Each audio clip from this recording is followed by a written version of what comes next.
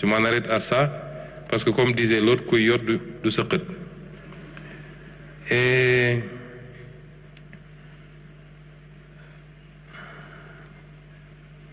Monsieur Ousmane Sy a parlé du secteur informel, la concurrence rude, la formalisation, ainsi de suite. Je crois que j'ai parlé beaucoup de la formalisation. Le secteur informel aujourd'hui, vous savez, une bonne partie, peut-être 80% ou 90% du secteur informel n'est informel que de nom. L'informel se définit par l'insaisissabilité. Un ambulant fait de l'informel.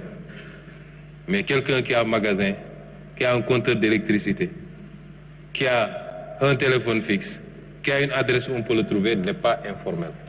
Et malheureusement, tous ces gens-là, on les met dans l'informel. Ils sont informels par le refus de formalisation, donc statutairement, mais physiquement, ils ne sont pas informels. Et c'est ces activités-là qui doivent rapidement migrer vers le secteur formel. Nous allons mettre en place des plateformes de facilitation à la formalisation, parce qu'il y a énormément d'avantages à se formaliser également. Les guichets uniques et beaucoup d'autres mesures d'accompagnement.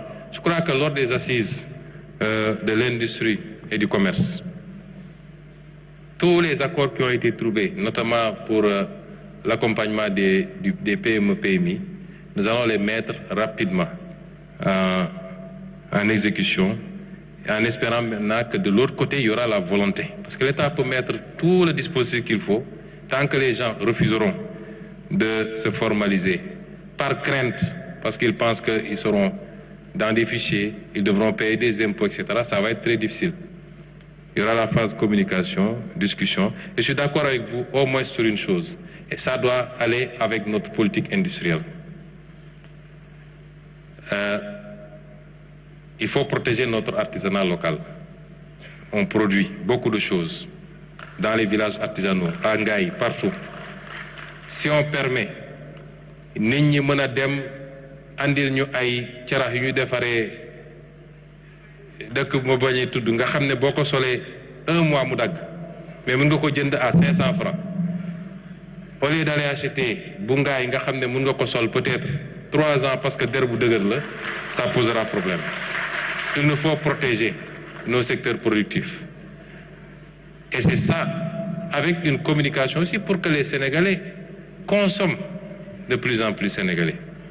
Nous faisons l'effort, hein? Nous, le président de la République, moi-même, même si on s'habille costume, cravate, on a cravate du mot bitim ouais, costume, chemise, c'est fait ici, au Sénégal. L'une des priorités, c'est le développement de l'industrie textile, justement. Ça entre toujours dans ce cadre-là.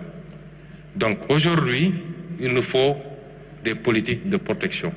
Là où nous avons de la production, même embryonnaire, il nous faut, par des taxes et des surtaxes, décourager plus ou moins l'importation pour permettre à ce secteur-là de pouvoir se développer, occuper le marché local et peut-être exporter plus tard. Mais si vous ne produisez pas, ce n'est pas la peine de protéger. Parce que boba nit ñi duñu am luñu sol, duñu am luñu lekk. Li nga soxla bu dee matul mënoo ko produire ci réew mi, tu es obligé d'aller rechercher autre part également.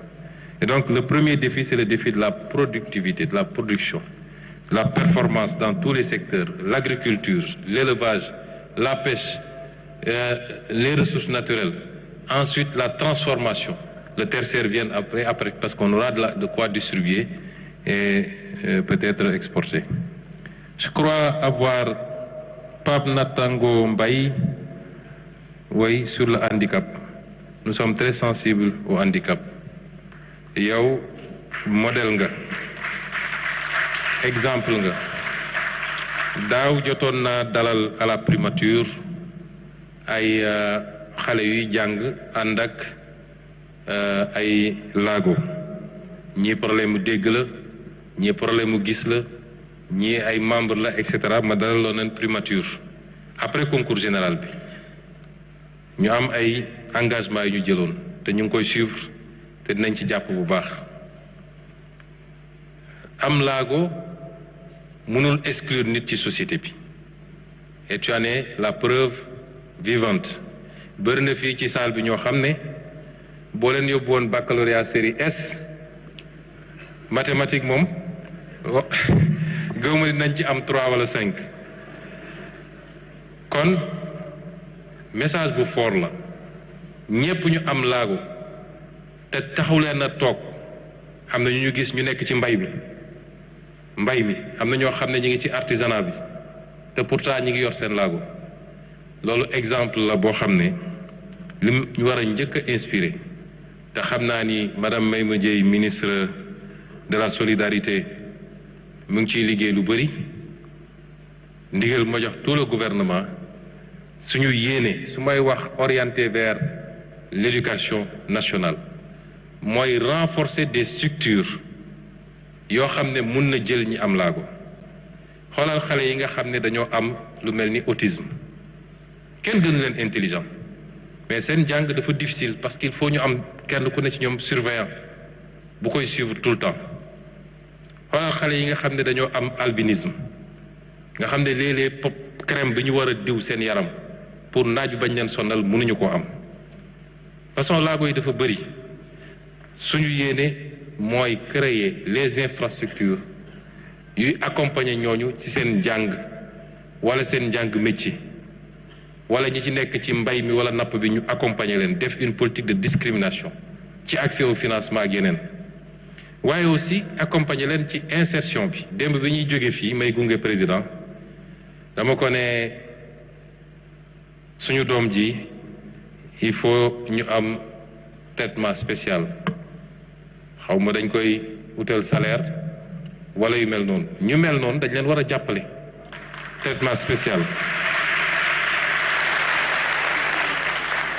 ba ci infrastructure yi ñu war a def peut-être suñu niveau de développement eggagul foofu mais ñu fexe ba bu ñuy tabaxati des locaux publics même privés ñu sóoraale ñi nga xam ne dañuy dund ak laago ba ñu mën a déplacer wu dans les meilleures conditions mbokk yi tey ajjuma la defe naa li des pour juma bëreetul te defe naa wër naa question yi ñu posé woon muy ñu am def ko nag ak mbégte bu rëy amaana yenn réponse yi dese naa leer mën na am waaye li ëppoon solo mooy ñu taxawal lii bokkook sénégalais yépp te it wax ni ñun li ñuy def am nañ ci sañ-sañ moo tax fu ñu ci woo ñu war cee waxtaan bu tegu ci xam-xam dinañu uyu waxtaan ci parce que loolu mooy intérêt réew mi kon ñu ngi leen di gërëm di leen sant di leen souhaiter un bon vendredi et un bon week-end. Merci beaucoup, Monsieur le Premier ministre. De présentation du plan de redressement économique et social avec les réponses claires et limpides du Premier ministre Ousmane Sonko qui a démontré une fois de plus sa parfaite maîtrise des questions économiques, des enjeux économiques également et sa perspicacité à répondre à notamment tous ces défis de ces intervenants. Très rapidement, comme c'est